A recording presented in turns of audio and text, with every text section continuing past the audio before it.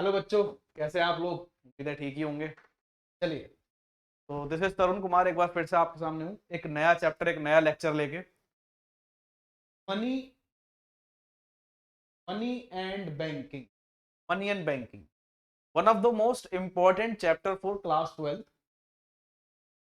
And for your future. Class 12 के लिए इतना इंपॉर्टेंट नहीं जितना तुम्हारे फ्यूचर के लिए जरूरी है। फ्यूचर के लिए क्यों कह रहा हूँ? क्योंकि कम से कम इतना तो यार हम सबको पता ही होना चाहिए कि मनी क्या है, बैंक कैसे काम करता है। तो जो नॉन कॉमर्स स्टूडेंट हैं या जिनके पास इकोनॉमिक्स नहीं भी है ना, वो भी इस चैप्टर को पढ़ो, वो भी समझो इस चैप्टर को कि मनी क्या है, ये बैंक काम कैसे करता है, हमारे ही पैसे रखकर हमें ही कैसे इंटरेस्ट दे देता है, इतना पैसा बैंक के पास आ कहां से रहा है, या जितना पैसा एक्चुअली में हमें दिखता है ये सच में फ्लो में है भी या नहीं। तो ये सारी चीजें कम से कम हर स्टूडेंट को पता होनी चाहिए। आप केमिस्ट्री पढ़ते हो, आप फिजिक्स पढ़ते हो, लेकिन मनी और बैंकिंग के बारे में तो कम से कम आपको नॉलेज होनी ही चाहिए। चलिए, तो शुरुआत हम करते हैं मनी चैप्टर से। अब ये मनी क्या है? आज की डेट में अगर मैं मनी की बात करूं तो मनी सर हमें पता है, हमारा रुपया, हमारा रुपया इज मोर मनी। नहीं, जो रुपया है ना हमारा, वो हमारी करेंसी है, वो है हमारी करेंसी। ठीक है, मनी भी है, मनी भी है, लेकिन वो करेंसी है। क्या डॉलर मनी नहीं है? क्या डॉलर मनी नहीं है? डॉलर भी मनी है, डॉलर भी मनी है, हमारी करेंसी नहीं है। तो याद रखो कि करेंसी का मतलब तो हर देश में मनी की एक फॉर्म बनाई गई, हमारे लिए गांधी जी छपे हुए हैं, डॉलर में कुछ और है, कोई दिनार है, अलग अलग करेंसीज हैं अलग अलग कंट्रीज की, लेकिन वो सिर्फ करेंसीज हैं।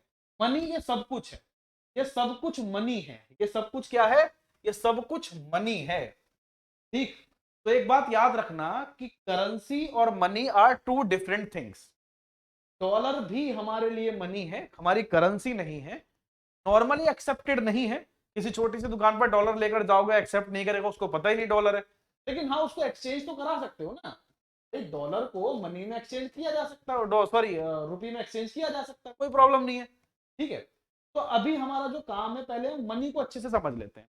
पहले मनी का जो कॉन्सेप्ट है इसको बहुत अच्छे से समझते हैं। मनी क्या है, मनी कहां से आया, मनी का इवेल्युएशन कैसे हुआ, मनी सर्कुलेशन में कैसे आता है, आरबीआई का क्या रोल है, बैंक इसमें क्या करते हैं। तो बहुत सारे कॉन्सेप्ट हैं जो हमें क्लियर कर लेने हैं।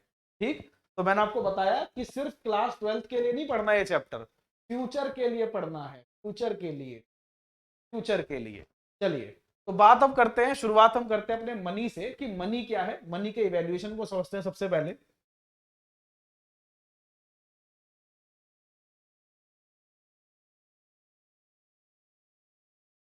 चलिए, तो समझते हैं जरा।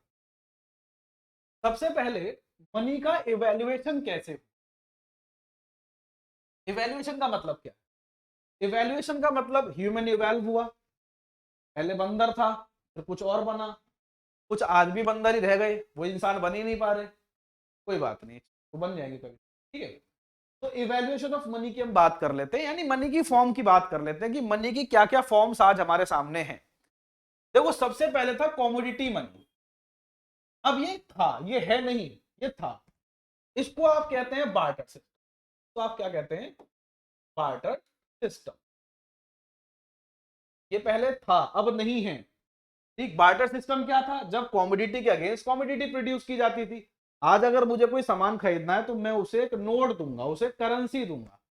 लेकिन एक समय था जब ये करेंसी थी ही नहीं, जब ये करेंसी थी ही नहीं, उस वक्त बार्टर सिस्टम ही हमारे लिए मीडियम ऑफ एक्सचेंज था। फिर वो मेटेलिटिक मनी। मेटेलिटिक मनी का मतलब कॉइन्स हैं, अलग अलग तरह के कॉइन्स होते हैं, अलग अलग मेटल्स के कॉइन्स बनाए जाते हैं।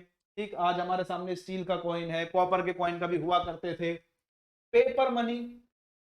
पेपर मनी क्या है? नोट, 500 का, 2000 का, 500, 2000, 20। ठीक, 20 रुपए, 50 रुपए, ये जो नोट है जो पेपर की फॉर्म में, that is paper money. Bank money क्या है? बैंक मनी है जो हम, जिसके जरिए हम बैंकों से इजीली ट्रांजैक्शन कर पाते हैं, जैसे बैंक ड्राफ्ट, बैंक ड्राफ्ट हुए, चेक हुए, बैंक ड्राफ्ट, चेक, ये सब चीजें। तो बार्टर सिस्टम के ऊपर थोड़ी सी बात हम करेंगे फिलहाल, पहले हम बार्टर सिस्टम के ऊपर बात करेंगे। बैंक मनी मैंने आपको बताया, बैंक मनी क्या है? Cheque, draft, bills of exchange, ये सब बैंक है, बैंक मनी है। प्लास्टिक मनी न्यू फॉर्म है, new form of plastic money. ATM card आपका, जैसे डेबिट डेबिट कार्ड कहा जाता है, एटीएम कार्ड, क्रेडिट कार्ड, ये सब क्या है, ये प्लास्टिक मनी है।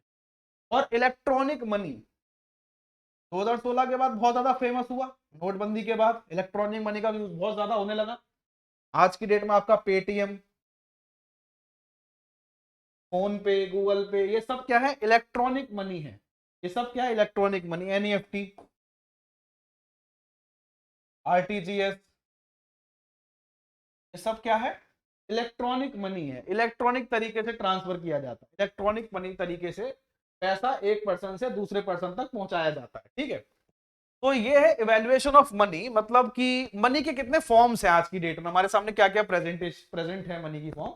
बस कॉमोडिटी मनी अब यूज नहीं होता, क्योंकि अब कोई कॉमोडिटी के बदले कॉमोडिटी एक्सचेंज नहीं करता।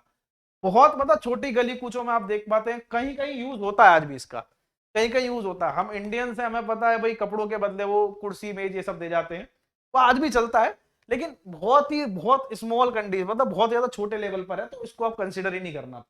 That is barter system. Barter system पर थोड़ी और बात करेंगे अभी। तो ये समझ में आ गया, commodity money, metallic money, paper money, bank money, ये सब आपको क्लियर हो गया। चलिए, बहुत अच्छी बात है। तो अब जरा बार्टर सिस्टम के ऊपर थोड़ी सी डील कर लेते हैं।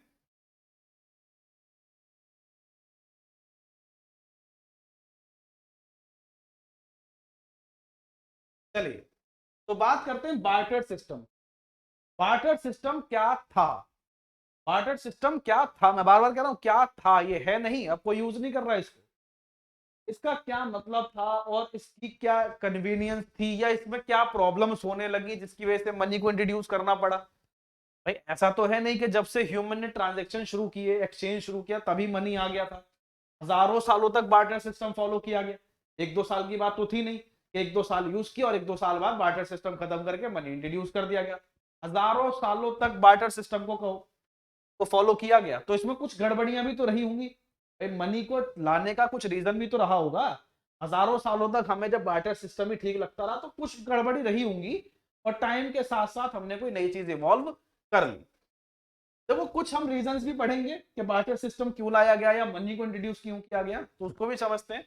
लेकिन पहले बार्टर सिस्टम के बारे में थोड़ा समझ लेते हैं। ये सब जानते हैं पहले से ही, लेकिन एक बार दोबारा सुनो। Direct exchange of goods without use of money. Without use of money, आज की डेट में अगर आपको कुछ भी खरीदना है तो मनी की जरूरत है। आज की डेट में कुछ भी खरीदना चाहते हो तो मनी की जरूरत पड़ेगी। You need money to exchange anything. लेकिन एक समय था जब मनी था ही नहीं, तो डायरेक्ट यूज किया जाता था कॉमोडिटी का। हम कॉमोडिटी का यूज करके हम कॉमोडिटी का यूज करके एक्सचेंज किया करते थे। किसी को भैया 1 kg वीट चाहिए, तो उसने 1 kg राइस दे दी, 1 kg राइस दे दिया, एक्सचेंज हो गया, एक्सचेंज हो गया, बहुत बढ़िया। दूसरी डेफिनेशन भी पढ़ ली, economic exchange without the medium of money. Money को मीडियम बनाए बिना ही, मनी को मीडियम बनाए बिना ही इकोनॉमिक ट्रांजेक्शन कर लेना। भाई 1 किलो वीट के अगेंस्ट 1 किलो राइस है, तो ये भी इकोनॉमिक ट्रांजेक्शन है, तो ये भी इकोनॉमिक ट्रांजेक्शन। लेकिन इसमें मनी इंट्रोड्यूस नहीं हो रहा था, बस मनी था ही नहीं, तो इंट्रोड्यूस कैसे करते। उसके बाद इसको सीसी इकोनॉमी भी कहा जाता है, CC economy, commodity commodity economy, CC economy, commodity commodity economy.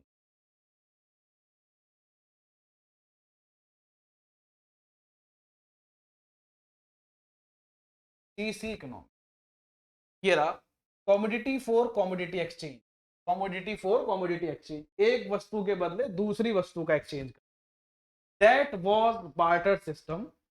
अब ये फॉलो नहीं होता है, कहीं कहीं एक आध जगह आपके घर में हो सकता है, आपके गली में आप देख सकते हो, वो बहुत छोटे लेवल पर हो रहा है, आज भी यूज हो रहा है।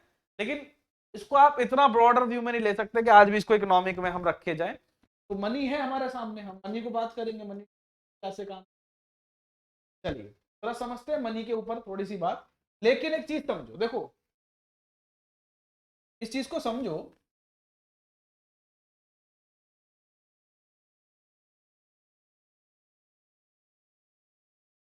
अब बात यहां पर करते हैं इनकन्वीनियंस ऑफ बार्टर सिस्टम या बार्टर एक्सचेंज।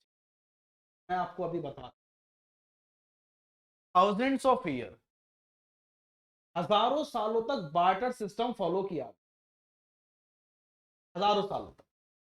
फिर क्या प्रॉब्लम हुई, मनी को इंट्रोड्यूस क्यों करना पड़ा? There must be some problems with barter system. Yes there was. समझिए क्या क्या प्रॉब्लम्स थी। अच्छा एक चीज समझो, जो ड्रॉबैक्स थे बार्टर सिस्टम के, वही तो मनी के इंट्रोडक्शन के रीजन बने होंगे, वही तो मनी के इंट्रोडक्शन के रीजन बने होंगे। तो सीधी सी बात तो ये है कि मनी को इंट्रोड्यूस करने के रीजन या बार्टर सिस्टम के इनकन्वीनियंस एक ही तो हुए। मनी आया और बार्टर सिस्टम के इनकन्वीनियंस को इसने रिप्लेस कर दिया, इसने रिप्लेस कर दिया। तो समझिए, तो अगर यहां पर हमारे दो क्वेश्चन बन जाए, दो अंडरस्टैंडिंग हमारे यहां होती हैं कि मनी को इंट्रोड्यूस क्यों करना पड़ा या क्यों किया गया, या फिर बार्टर सिस्टम की प्रॉब्लम्स क्या थी। दोनों का आंसर बिल्कुल सेम है, दोनों का आंसर बिल्कुल सेम है। तो समझते हैं जरा क्या क्या प्रॉब्लम्स थी, क्या क्या प्रॉब्लम्स थी बार्टर सिस्टम के साथ। देखो एक एक करके सब पर बात कर। सबसे पहला था lack of double coincident of bond. Lack of double coincident of bond, क्या मतलब है इस बात का? देखो इसका मतलब था, एक प्रॉब्लम क्या थी, मान लीजिए मिस्टर ए है, इनको चाहिए थे वीट, इनको चाहिए थे वीट, ये बाजार में गए वीट लेकर। हाँ इन्हें एक पर्सन मिल गया जो वीट देने को तैयार था, मिस्टर बी जो वीट देने को तैयार था, लेकिन इसे वीट के अगेंस्ट इसके पास क्या थी, इसके पास थी दाल, इसके पास थी दालें, लेकिन इसको दाल नहीं चाहिए थी, इसको चाहिए था राइस, इसको चाहिए था राइस। हो गई प्रॉब्लम, इसको वीट चाहिए, इसको वीट देने हैं, ये तो ठीक है, लेकिन वीट के अगेंस्ट ये दे सकता है दालें और इसको चाहिए क्या, चावल, राइस। तो डेफिनेटली ये दोनों आपस में ट्रांजैक्शन नहीं कर सकते थे। तो इसका सीधा सा मतलब क्या बनकर आया, इसका मतलब ये था कि अगर मिस्टर ए और मिस्टर बी आपस में ट्रांजैक्शन करना चाहते हैं तो उनकी जो वॉन्ट्स हैं वो एक होनी चाहिए, दोनों की वॉन्ट्स एक होनी चाहिए। अच्छा मनी के इंट्रोडक्शन से कैसे सॉल्व हो गया, बड़ा सिंपल है, मुझे वीट चाहिए, किसी और को पल्स चाहिए, मैंने उसे पैसे दिए और वो जाकर खरीद के ले आया अपनी दालें, खत्म बात। मनी के इंट्रोडक्शन से ये इजी हो गया, मैंने उसे पैसे दे दिया, अब उसे जो खरीदना भैया खरीद ले। लेकिन यहां पर प्रॉब्लम क्या थी कि ये दोनों आपस में ट्रांजैक्शन नहीं कर सकते थे क्योंकि इनकी वॉन्ट्स मैच नहीं कर रही थी, इनकी वॉन्ट्स मैच नहीं कर रही थी। दूसरी प्रॉब्लम क्या थी, ये क्लियर हो गई, ये बात क्लियर हुई, बहुत बढ़िया, बहुत अच्छी बात है, आप बच्चों पढ़ने लगे हो तो चलो सुनो।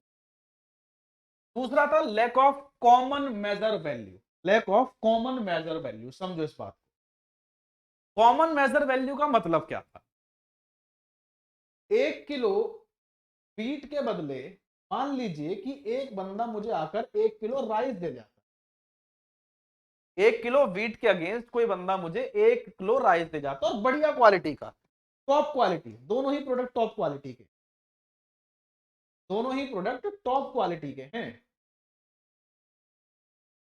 लेकिन एक चीज समझो, अगर मैं टॉप क्वालिटी का वीट अगर आज की डेट में मार्केट प्राइस पर देखूं तो 40 रुपए केजी होगा आई थिंक, नहीं होगा, मुझे ज्यादा तो पता नहीं, नहीं होगा।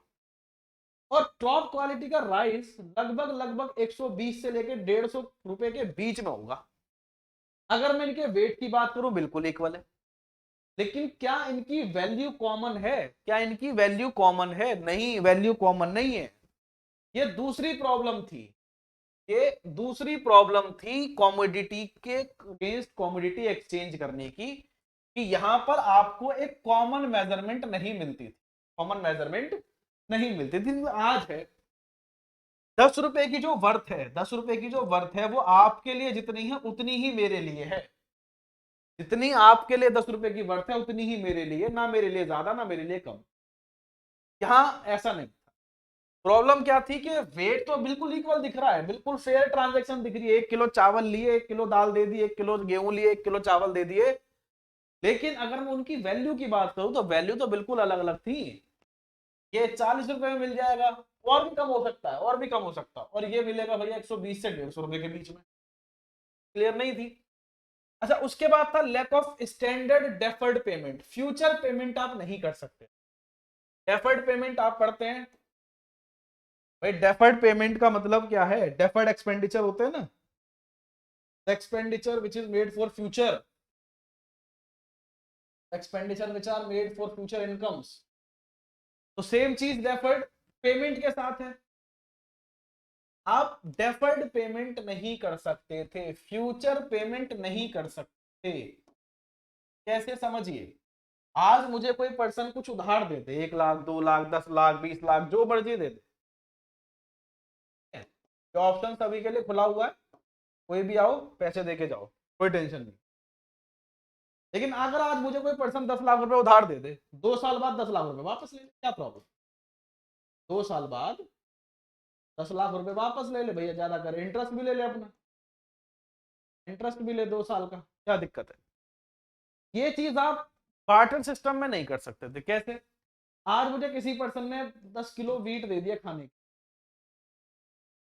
अब बिल्कुल यही वीट तो मैं उसको वापस नहीं कर सकता।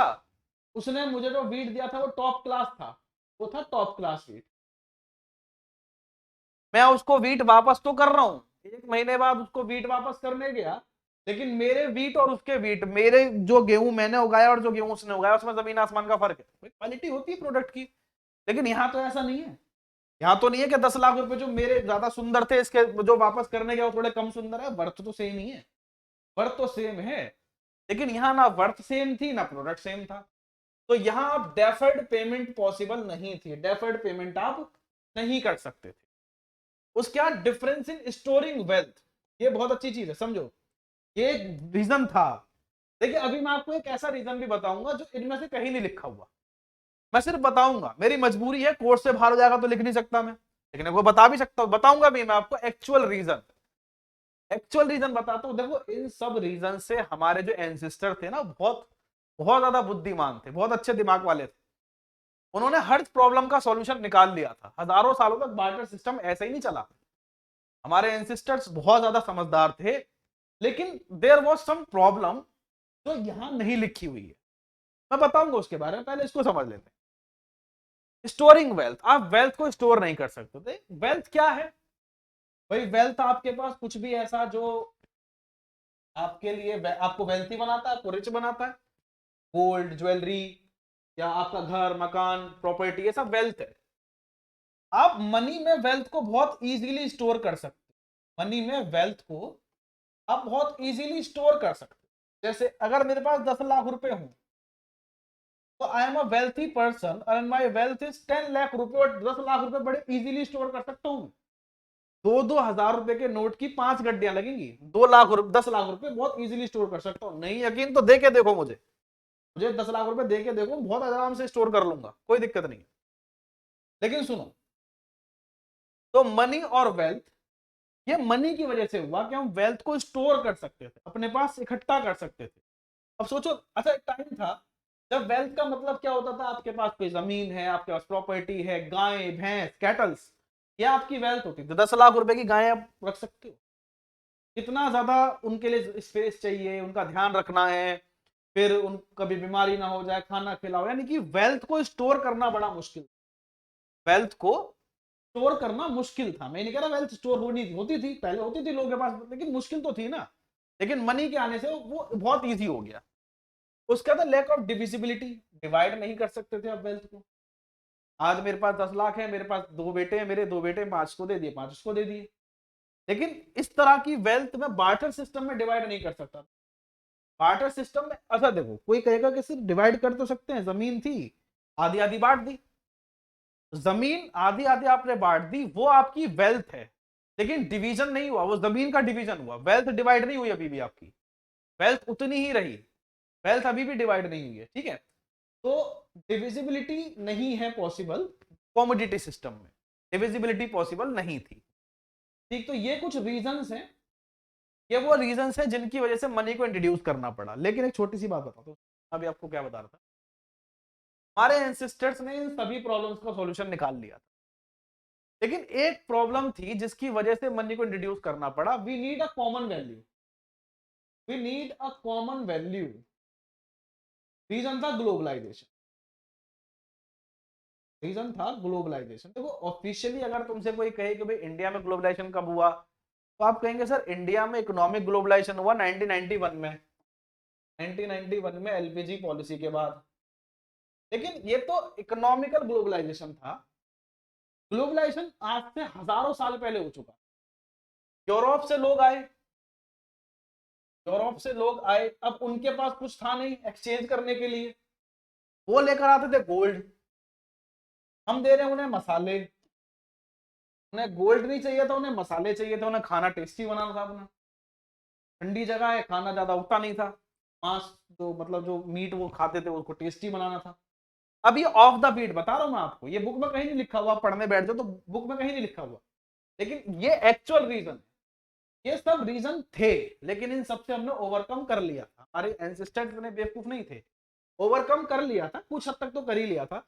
लेकिन जो एक्चुअली रीजन बना मॉडर्न मनी इंट्रोड्यूस करने के लिए, वो ये रीजन था।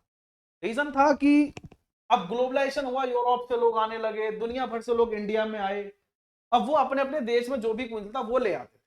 कोई गोल्ड लेके आ रहा है, कोई कुछ मटेरियल लेकर आ रहा है। तो अब ऐसा था कि भाई गोल्ड के अगेंस्ट 1 किलो गोल्ड, मैं कह रहा हूं 1 किलो गोल्ड के अगेंस्ट 10 किलो मसाले दे दो, क्या ये वैल्यू बराबर होगी? कभी हो ही नहीं सकती। तो यहां जरूरत थी एक कॉमन वैल्यू की, कि कम से कम इन दोनों के बीच कहीं कुछ कॉमन लाया जा सके, इन दोनों के बीच कहीं कुछ तो कॉमन हो सके। कोशिश ये करनी थी, इस वजह से मनी को इंट्रोड्यूस करना, यानी एक ऐसी वैल्यू इंट्रोड्यूस करनी पड़ी जो इन दोनों के बीच कुछ कॉमन लेकर आ सके। समझ रहे मेरी बात? अब ये एक रीजन है जो बहुत डिटेल में डिस्कस करना पड़ता, मतलब अभी ऊपर ऊपर से मैंने समझाया तुम लोग, ठीक है, क्योंकि ये तुम्हें अभी पढ़ना भी नहीं है, मैं तुम्हें समझाने की कोशिश कर रहा हूं। अभी समझाया ऊपर ऊपर से, मैं बहुत डिटेल की बात ही नहीं कर रहा। तो ये कुछ ऐसे रीजंस थे जो आपको समझने हैं, लिखने भी यही एग्जाम में आए तो ठीक। तो मनी के ये रीजंस हैं। अच्छा अब एक चीज और बताओ, तो अभी तो मैं इतना ही बता रहा हूं, लेकिन अब एक रुको 2 मिनट, अब तुमसे एक बात करनी है। मुझे ये बताओ कि ये जो सब्सक्रिप्शन का ग्राफ है वो ऐसे ही क्यों बन रहा है? ये ग्राफ ऐसे क्यों नहीं जा रहा? क्यों नहीं जा रहा है ग्राफ ऐसे? ऐसे क्यों है हमारा ग्राफ अभी तक? ठीक है, ऑफलाइन बहुत साल हो गए हमें पढ़ाते हुए, ऑफलाइन बहुत सालों से पढ़ा रहे हैं, बहुत अच्छा खासा एक्सपीरियंस है। और एक एक्सपीरियंस और है हमारे पास, ये ग्राफ ऐसा क्यों नहीं? क्योंकि ब्लॉग नहीं बना रहे हम लोग, क्योंकि हम लोग ब्लॉग नहीं बनाते, एजुकेशनल वीडियो बना रहे हैं ना, इसीलिए ग्राफ ऐसा है। ब्लॉग बना रहे होते तो ये ग्राफ अभी यहाँ जा रहा होता। ठीक, मत करो भाई, दूसरे के घर में झांकने से तुम्हें क्या मिलेगा, अपने अंदर झांको। चैनल को सब्सक्राइब कर, कहने का मतलब ये था कि चैनल को कर लेना। और ये जो ग्राफ है ना हमारा, यूट्यूब हमारा ग्राफ ऐसे शो कर रहा है, तो ऐसे करो, ऐसे करवाओगे मोटिवेशन आएगा, और भी ज्यादा काम करेंगे, और ज्यादा काम करके हो सकता है ऐप भी लॉन्च कर दें, उस पर ऑनलाइन कोर्स आपको मिल जाएगा। ऑफलाइन बहुत अच्छा खासा एक्सपीरियंस है, ऑफलाइन बहुत काम चल रहा है, कोई प्रॉब्लम वाली बात नहीं है, लेकिन चेंज लाना जरूरी है। ऑनलाइन आए हैं, सपोर्ट करो भाई आपको ऐसा। चलिए अब एक टीचर से हम आपको मिलवाता हूँ, कमाल के टीचर हैं हमारे, और साहिल सर, ठीक है, साहिल सर से मिलो एक बार, कमाल के टीचर, बात करो इन लोगों से। साहिल सर आइए एक बार इनसे बात कीजिए।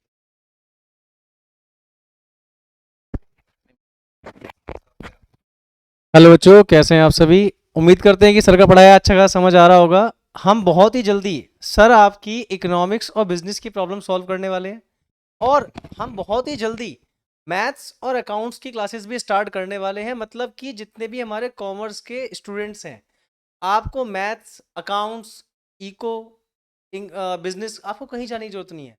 आपको सिर्फ चैनल को सब्सक्राइब करना है, लाइक करना है, शेयर करना है। और जो सर कह रहे हैं, ग्राफ को उठाओ भाई, ग्राफ को देखो। ऐसे कौन होता है? ऐसे वो लोग होते हैं जो मर जाते हैं, और जो ऐसे जाते हैं वो थोड़ा जिंदा विंदा रहते हैं। तो जिंदा रखो, मार क्यों रहे हो हम लोगों को? ठीक है, तो आप लोग सब्सक्राइब करिए, ठीक है, और सर आपकी मदद कर ही रहे हैं। ठीक है सर। चलिए, अब कोई डाउट आए या कुछ और चीजें हो तो एक बार कमेंट में लिख देना, ठीक है। वैसे पूरी कोशिश की है कि डाउट आए ना, आते नहीं है बच्चों को मेरे पढ़ाने के बाद डाउट, लेकिन चलो कोई बात नहीं, तुम्हारे आ सकते हैं। ठीक है, चलिए ओके।